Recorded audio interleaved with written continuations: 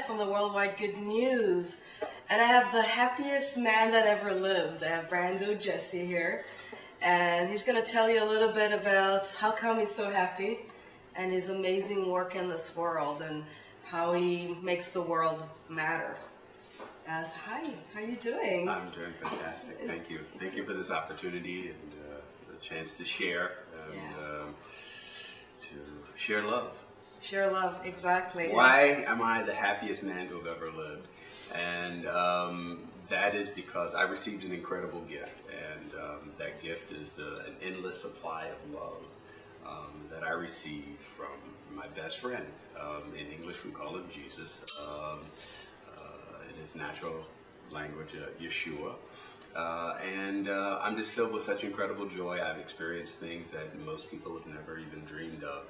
And if nothing else happens in my life from this point, I'm still the happiest man I've ever lived. I've just experienced people being healed of cancer and people whose dreams were destroyed, and yet we prayed and they got an answer. To little children in third world countries who didn't think that their life meant anything or had any hope or purpose, and I was used to speak words of life to them. That's why I'm the happiest man who've ever lived, and my best friend is always on. He's in my corner, so that's basically that. And to your question, because if people know me, I'm Jewish, and like, how come am I sitting here with a Christian, is that okay? Yes, it is. Like, his Brando is all about love and positivity, and his message is that.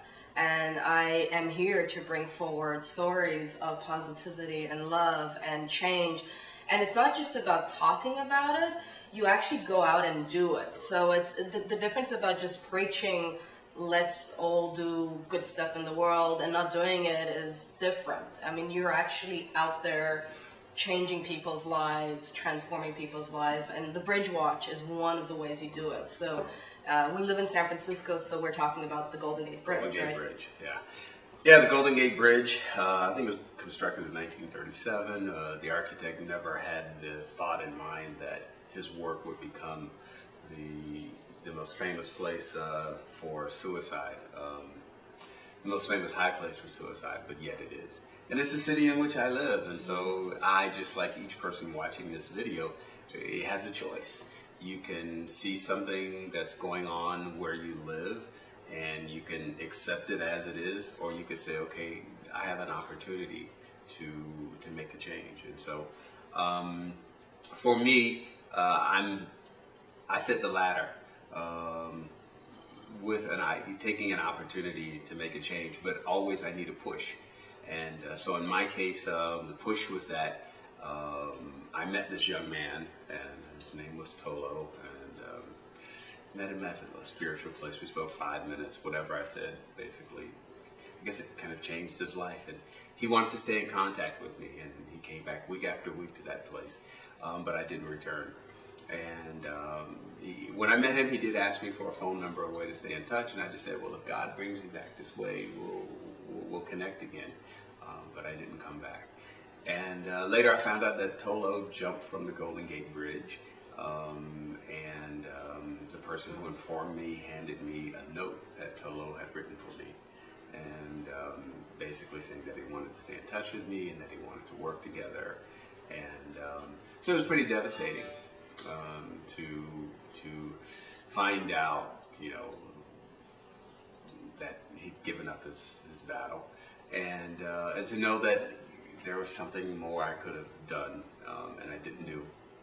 And so with that, I had a choice: pack up camp, move away, or say, okay, all right, I feel really bad about this situation.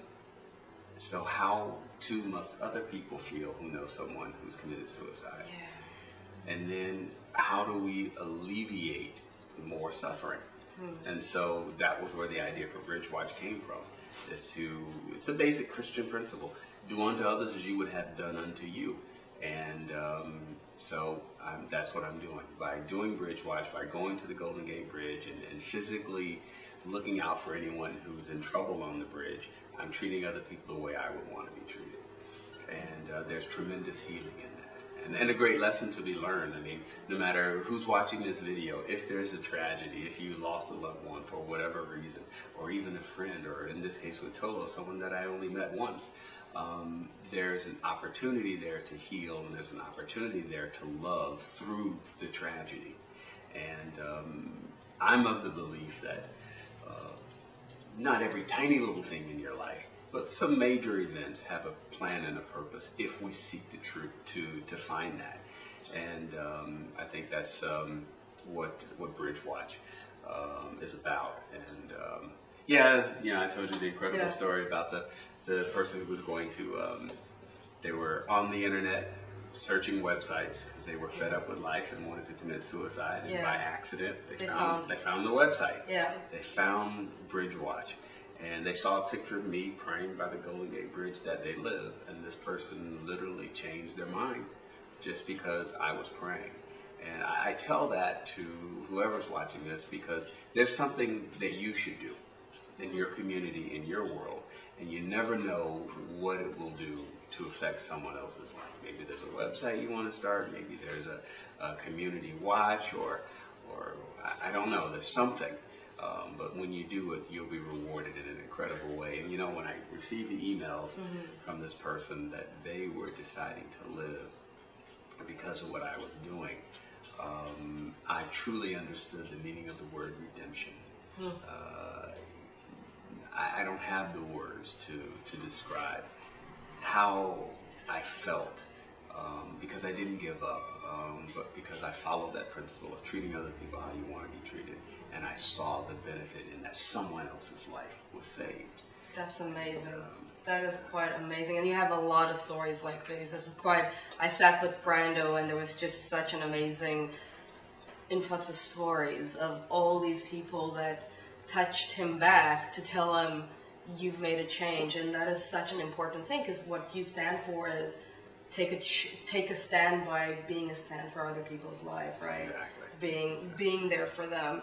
And so here's another wonderful story that you told me. You told me about the connection between a broken microwave and world praise. So I said, okay, I gotta hear this one. So yeah, I mean, after Bridge Watch, I was, because my heart is more open, and I rent out apartments in San Francisco, and one day I received this phone call from a tenant while I was checking a new tenant into an apartment, and she said, "Oh, Brando, our microwave oven is broken. Can you replace it?" And I'm like, "Sure, no problem." And the tenant who was calling me, she was from Japan. And the new tenant that I was actually physically present with at that time and signing papers for, he had just finished 2 years in Japan. He loved the country, loved the people, spoke the language. And so I just took my phone and I handed it to this guy who I just met. And so now he's speaking to her. And 2 years later, I get an email saying, "Brando, we're getting married. I want you to come to Tokyo for the wedding." And which is incredible news and brought me great joy. And as I said in the beginning, the joy that I have, and the reason why I'm the happiest man to have ever lived, is my relationship with God through Christ. And so when I travel, or in almost anything I do, I want to try and see what I can do for him. So, okay, I'm going to Japan. Because this microwave oven, these guys are together, and I'm going to Japan to be a part of their wedding. And as it turned out, my role really increased, and they actually wanted me to marry them. So my signature's on a marriage certificate in Tokyo. Yeah. But before I went, I was thinking, now what can I do? How can I help out the one who's helped me out the most? And so I saw this film called White Light, Black Rain, which talked about what people saw in Hiroshima and Nagasaki. They saw a blinding white light, and then this black rain, which was from the dust and the ash coming back down. And I was so moved by it that, and my heart was so open for the Japanese people, for what they suffered, and just for all people who suffered from war anywhere at any time. And I said, okay, when I go to Japan, I'll have to go to Hiroshima, I'll have to go to Nagasaki, set foot on ground zero, drop to my knees and pray in the name of my best friend that they don't suffer that anymore. And so And I thought about it, and I said, whoa, what about Pearl Harbor? Yeah. What about Nanjing, the former capital of China that was, raped by the Japanese army? What about the killing fields of Cambodia? What about the Vietnamese conflict? So it began to grow into this, okay, not only am I going to Japan for this wedding, but I'm going to Pearl Harbor, I'm going to China, I'm going to Vietnam, I'm going to Cambodia, and various other countries. And so that's literally what I did, and that was in 2007. I started traveling the world praying for peace and helping people, and I'm still doing it today. Met some incredible people. I always try to work with orphanages or street people or children that I meet on the street, and to speak words of life and hope to them. I oftentimes speak with women who are in prostitution, and to give them a sense of self-value and self-esteem, so that they could, step back and take a look at their lives and see that they matter. Yeah. And that's probably one of the most incredible things for me is just that they're shocked that someone genuinely cares about them as a person, and that I don't want anything from them, other than for them to be a full human being. And they sense and they feel that, and they respond to me. And I've oftentimes gone into these situations where these women have approached me or whatever, and then in the end, 4 hours later, they've told me their entire life story and why they got into that situation, and some healing really occurs. So it's been wonderful, and then all these people have really blessed my life, and they've given back to me, and that's why I would encourage anyone who's watching this to do it, to be love. Don't speak about love, but go out and literally be love. And that means taking your own resources, taking your own time, and just going out and doing it, and not letting anyone stop you from doing that which you know in your heart to be good and true and right for the world. Yeah. And so that's a big part of me. And that's a huge message. I mean, that's something really to empower people to be empowered, to be the change they want to see in the world. This is definitely Gandhi talk here. This is wonderful. And I know you've been also to Australia and had a wonderful relationship with the Aborigines there, which is very rare. And you went to Israel, and you went to the West Bank and Gaza as well? Have you been to Gaza? No, Bethany, Bethlehem. Okay. You met with Palestinian leadership, been to the Jewish Knesset, and, so it's pretty incredible. So really going to all the areas that are needed of love, and really being there for love, and being there for the people, and reminding them that they matter.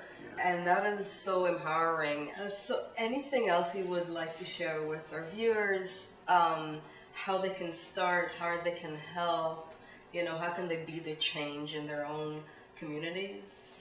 I think each person, for me, if a person chooses to acknowledge that there is a God, then they should accept that God is love.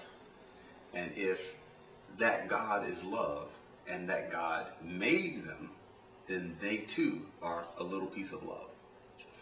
And I relate love to a coffee maker. Here's the deal. A coffee maker is most happy when it's making coffee. You can brew tea in a coffee maker, but the coffee maker itself, if it could speak, would not be happy, because that's not what it was designed to do. So each person comes from God, and God is love, and each person's purpose is to be and demonstrate love. And the wonderful thing is that there's so many ways in which love can be demonstrated, that each person looks at themselves and they make that realization, hey, God is love, and I came from God, therefore I am love. How do I demonstrate this love?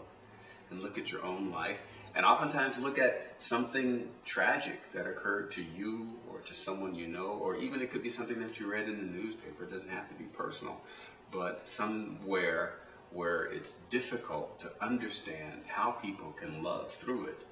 go there and be that love. And you'll be filled with incredible joy, and you'll be rewarded in so many ways that I can't even begin to imagine. And you'll be fulfilling your purpose while you are here. Yeah, that's great. Thank you, Brando, so much for your time today and for your wonderful stories. And this was Maya from the Worldwide Good News.